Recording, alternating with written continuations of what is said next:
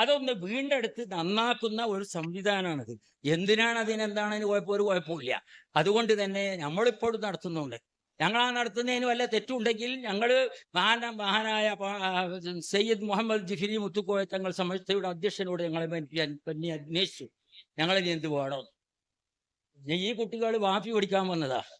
ഇവിടെ വാഖവിയുണ്ട്, ഫൈലുണ്ട്, ദാരിമുണ്ട്, അതുപോലെ തന്നെ അൻവരിയുണ്ട്, യമാനുണ്ട്, ഒക്കെ ഉണ്ട്. ആ എല്ലാ സിലബസും കോഴ്സും ഒക്കെ കണ്ടിട്ട് വാഫി പഠിക്കാൻ വന്നവരാണ്. അവരപ്പം നിങ്ങൾ പെട്ടെന്ന് ഒരു സിലബസ് വേറെ ഉണ്ട് എന്ന് പറഞ്ഞുകൊണ്ട് കാര്യമില്ല.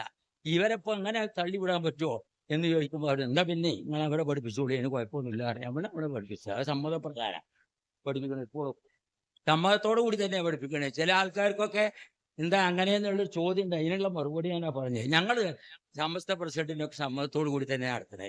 അത് നിങ്ങൾ നടത്തിക്കൂടി എന്ന് പറഞ്ഞില്ല. പിന്നെ സമസ്ത കേരള ജമിയത്തുൽ ഉലമ, സമസ്ത കേരള ജമിയത്തുൽ ഉലമ വിഭാവനം ചെയ്യണ ചില വിദ്യാഭ്യാസ രീതികളൊക്കെ ഉണ്ട് നമുക്കറിയാമല്ലോ. ചില വിദ്യാഭ്യാസ രീതികളെ പറ്റി സമസ്ത കേരള ജമിയത്തുൽ ഉലമ ചില തീരുമാനങ്ങളൊക്കെ മുമ്പ് പറഞ്ഞതുമാണ്. അത് പത്രത്തിൽ കൂടി പറഞ്ഞതാണ്. ഞാൻ അങ്ങനെ വല്ല വിഷയങ്ങളുണ്ടെങ്കിൽ അതിനെപ്പറ്റി ചർച്ച നടന്നുകൊണ്ടിരിക്കുകയാണ്. ചർച്ച നടക്കുന്നതിന് എന്തുകൊണ്ട് പ്രശ്നം ഉണ്ടായതുകൊണ്ടല്ലോ. പ്രശ്നം ഇല്ലെങ്കിൽ ചർച്ച എടുക്കേണ്ട ആവശ്യമില്ലല്ലോ. അപ്പോൾ ഒരു പ്രശ്നമില്ലാന്ന് തോന്നിപ്പിക്കണ നിലക്ക് ആരും മനസ്സിലാക്കണ്ട. പ്രശ്നങ്ങൾ എന്തൊക്കെ ഉണ്ടാവും ഉള്ളതിനെ പറ്റി ചർച്ച നടന്നുകൊണ്ടിരിക്കണം. അത് നല്ല നിലക്കാണെങ്കിൽ നമുക്ക് നന്നായി പോകാം, അല്ലെങ്കിൽ അല്ലാത്ത നിലക്കും പോകാം. അത്ര അതിനെപ്പറ്റി പറയാനുള്ളൂ. പിന്നെ ഞാൻ അങ്ങനത്തെ ചില വിദ്യാഭ്യാസത്തിനെ ഞാൻ അംഗീകരിച്ചു എന്ന് പറഞ്ഞുകൊണ്ട് ചില ആളുകളെ പ്രസംഗമൊക്കെ കേട്ടു. അതങ്ങനെയൊന്നുമല്ല ഉണ്ടായത്. എന്നോട് ചില സ്ഥാപനക്കാർ വന്ന് പറഞ്ഞു, ഞങ്ങളവിടെ അന്ന് നമ്മൾ ചില പ്രശ്നം ഉണ്ടായിരുന്നൊരു വിദ്യാഭ്യാസ സംവിധാനം, അതിനെപ്പറ്റി പ്രശ്നം ഉണ്ടായപ്പോൾ അവരെ എന്നോട് ഇങ്ങോട്ട് പറഞ്ഞു, ഞങ്ങൾ തൽക്കാലം അതവിടെ നിലനിർത്തട്ടെ. എന്നിട്ട് സമസ്ത കേരള ജമിയത്തുൽ ഉലമ ഇപ്പോൾ ഔദ്യോഗികമായി തുടങ്ങിയ SNECൻ്റെ ആ വിഭാഗത്തിലേക്കുള്ള കുട്ടികളെ എടുക്കുകയും ചെയ്യട്ടെ എന്ന് ചോദിച്ചു. അതങ്ങനെ അവസാനിച്ചങ്ങനെയാണ് പോയിക്കോളും. ഈ വിദ്യാഭ്യാസ രീതി നമുക്ക് എന്താകും ചെയ്യുക, നിലനിർത്തി കൊണ്ടുപോവുകയും ചെയ്യാമെന്ന് പറഞ്ഞപ്പോൾ ഞാൻ പറഞ്ഞു അതിന് കുഴപ്പമില്ല എന്ന് പറഞ്ഞു. പക്ഷേ SNEC ആയിട്ട് ബന്ധപ്പെട്ടപ്പോൾ അവർ പറഞ്ഞു രണ്ട് വിദ്യാഭ്യാസ കൂടി സംവിധാനങ്ങൾ കൂടി ഒരു സ്ഥാപനത്തിൽ വേണ്ടെന്ന് പറഞ്ഞു. അത്രേ ഞാൻ പറഞ്ഞിട്ടുള്ളൂ. അപ്പോൾ അതുകൊണ്ട് ഞാൻ അതിനെ അംഗീകരിച്ചു. സമസ്ത കേരള ജമിയത്തിനോടൊക്കെ ഇരിക്കുന്ന ഒരു തീരുമാനത്തിന് ഇതിൽ ഞാൻ എന്തെങ്കിലും പറയും.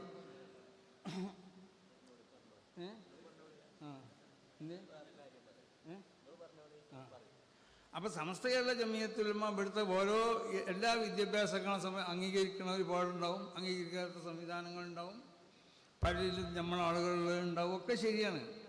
പക്ഷെ നമ്മളിതൊക്കെ എന്താണെന്ന് പറഞ്ഞാൽ എല്ലാവരും പറയുന്നത് പോലെ പരസ്യമായ സ്റ്റേജുകൾ വെച്ചുകൊണ്ട് നമുക്കിതൊക്കെ വ്യക്തമായി പറയാനും പരസ്യമായി പറയാനും അറിയാത്തതുകൊണ്ടല്ല.